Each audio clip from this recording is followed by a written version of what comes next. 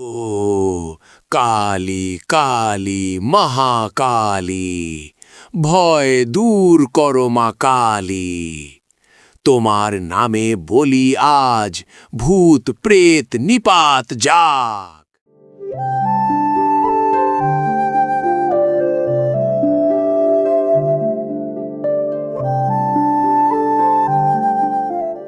বৌমা, তুমি এখনো বসে রয়েছ?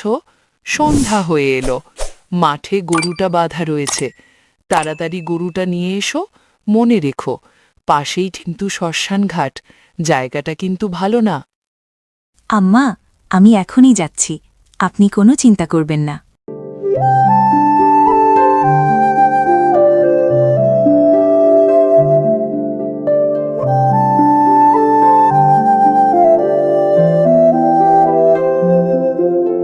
খোদা, আমার বৌমাকে সহি সালামতে ফিরিয়ে দিও।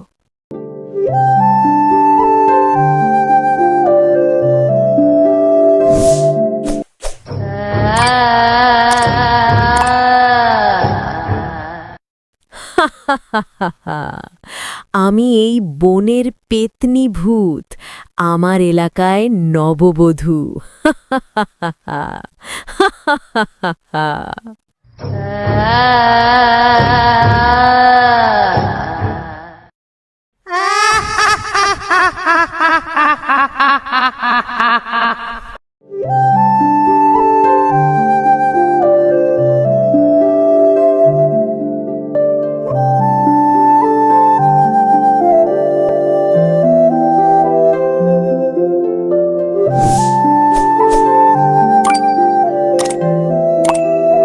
বৌমা, এখনই আমার ছেলেটা কাজ থেকে ফিরে খেতে বসবে। তুমি দয়া করে তাড়াতাড়ি গরম গরম খাবারের সুন্দর ব্যবস্থা করে দাও। মা, আমি খুব ক্ষুধার্ত, আমাকে দ্রুত কিছু খাবার দিন। ওই দেখো, বলতে না বলতেই হাজির। এই যে, এত কষ্ট করে এসেছ ঠিক আছে, কিন্তু আগে হাত মুখ ধুয়ে নাও, তারপর এসে চুপচাপ খেতে বসো। কথাটা কানে কি গেল? হায় আল্লাহ, এ আমি কি দেখছি? আমার বৌমা তো এমন করে কথা বলে না, আজ হঠাৎবার কি হলো?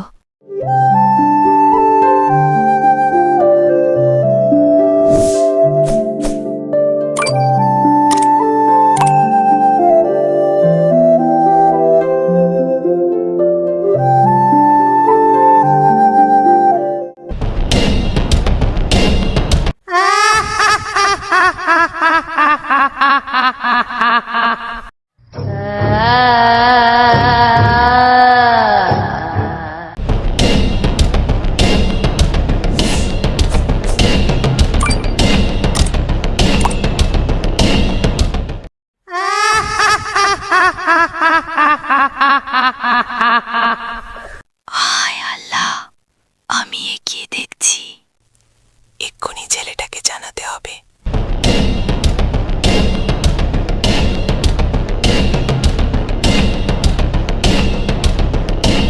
আমি বনের ভয়ঙ্কর পেতনি, রক্তের নেশায় আমি এ বাড়ি এসেছি। আজ ওই ছাগলটা, তারপর ওই গরুটা, আর শেষে এই বাড়ির প্রত্যেকটা মানুষ, সবাই হবে আমার শিকার।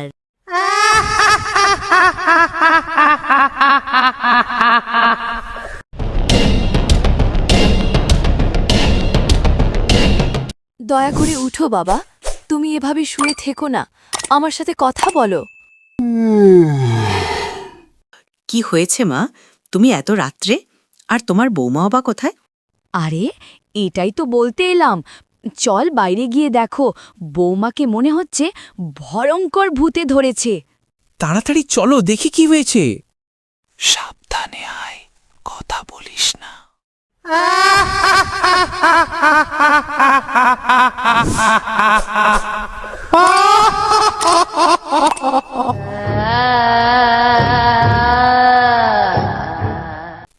কতদিন পর পেটটা ভরে খেলাম, আজ থাক, অনেক হয়েছে। একে একে এ বাড়ির সবাইকে খাবো। দেখলি কি ভয়ঙ্কর, দ্রুত ঘরে যা, সকালে দেখা যাবে।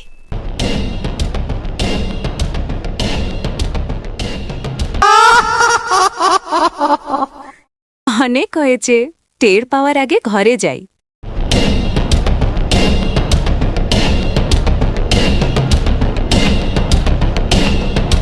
বাবা, এক মুহূর্ত দেরি করিস না। এখনই দরবেশের কাছে গিয়ে সব কথা খুলে বল, তারপর তাকে দ্রুত আমাদের বাড়িতে নিয়ে আয়। আচ্ছা মা, তুমি কোনো চিন্তা করো না, আমি এক্ষুনি দরবেশের কাছে যাচ্ছি। ঠিক আছে বাবা, তুই তাড়াতাড়ি যা। কিন্তু একটা কথা মনে রাখিস, একটু এদিক ওদিক হলেই কিন্তু বৌমাকে আর ফিরে পাওয়া যাবে না। ঠিক আছে মা, তুমি কোনো চিন্তা করো না, আমি এক্ষুনি যাচ্ছি।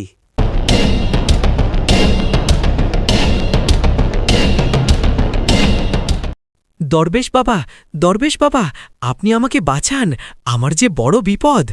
আমি সব জানি, তোর বউকে রাক্ষসী ভূতে ধরেছে। বাবা, আপনি তো সবই জানেন, দয়া করে আমার বউকে বাঁচান, আমি আপনার কাছে হাত জোড় করে অনুরোধ করছি। আর একটু দেরি হলে আমার কিচ্ছু করার থাকতো না। ঠিক আছে, তুই যা, আমি আসছি। ও কালী কালী মহাকালী, ভয় দূর করো মা কালী। তোমার নামে বলি আজ, ভূত প্রেত নিপাত যাক। বল, তুই কে? কেন এই বাড়িতে এসে ভর করেছিস? আমি কে?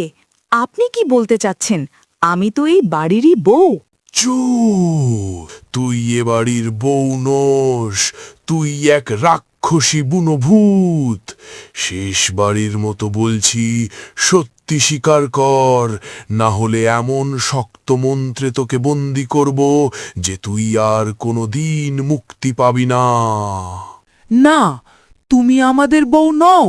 আমরা নিজের চোখে দেখেছি তুমি আমাদের ছাগলটাকে তাজা গিলে খেয়েছ। সত্যি বলো, তুমি আসলে কে?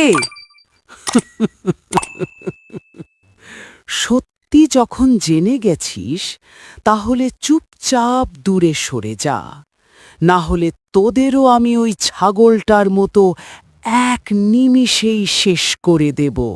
শোন, অশরীরী শক্তি, এই পবিত্র নামের শক্তিতে তোকে আদেশ করছি, এখনই এই দেহ ছেড়ে চলে যা, না হলে আগুনের মন্ত্রে তোকে বেঁধে ফেলব আর তুই চিরদিনের জন্য অন্ধকারে বন্দী হয়ে যাবি।